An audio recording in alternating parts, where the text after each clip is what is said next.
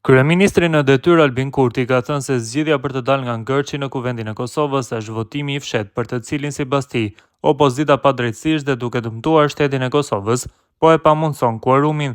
Pasi që është shpetur disa herë radhazi, Kurti sot pranoi të flasë për mediat, duke thënë se Albulena Haxhiu nuk është një pyetje për konstituimin e Kuvendit të Kosovës. Albulena Haxhiu nuk është as në pyetje, as në pikpyetje, tha kryeministri. E përgjigja është votimi i fshehtë, për çfarë opozita padrejtësisht dhe në dëm për shtetin e Kosovës, po e pamundson kuorumin, tha Kurti mëtej.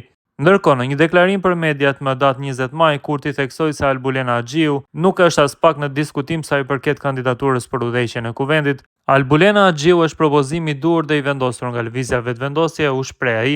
Sipas Kurtit, çdo përpjekje për ta anashkaluar ose kontestuar kandidaturën e Haxhiut është e padrejtë dhe bie ndesh me vullnetin e qytetarëve që e kanë më votuar atë masivisht në zgjedhjet e 9 shkurtit. Kurti, duke folur për krizën e konstituimit të kuvendit pas zgjedhjeve të fundit, akuzoi opozitën se po e pamundson qëllimisht kuorumin duke dëmtuar kështu funksionimin institucional të shtetit. Ai sugjeroi që zgjidhja më e mirë për të dalë nga kjo situatë është votimi i fshehtë, i cili sipas tij është mënyra më demokratike dhe transparente për të testuar mbështetjen reale të kandidatit për kryetar të kuvendit.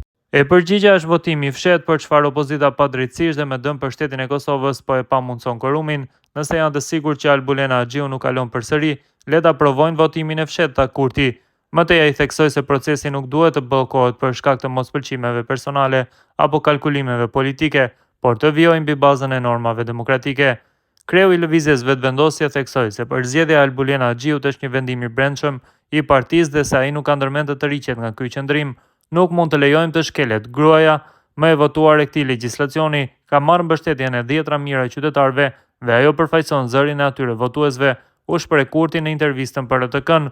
Ndërkohë, ngërçi për konstituimin e Kuvendit të Kosovës vazhdon me partitë opozitare që akuzojnë qeverinë në detyrë për mungesë fleksibiliteti dhe përpjekje për të kontrolluar institucionet kryesore të shtetit pa konsensus politik.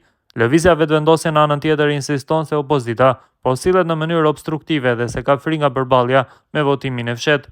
Situata mbetet e tensionuar ndërsa bllokada institucionale po rrezikon zvarritjen e funksionimit të kuvendit dhe proceseve të tjera demokratike.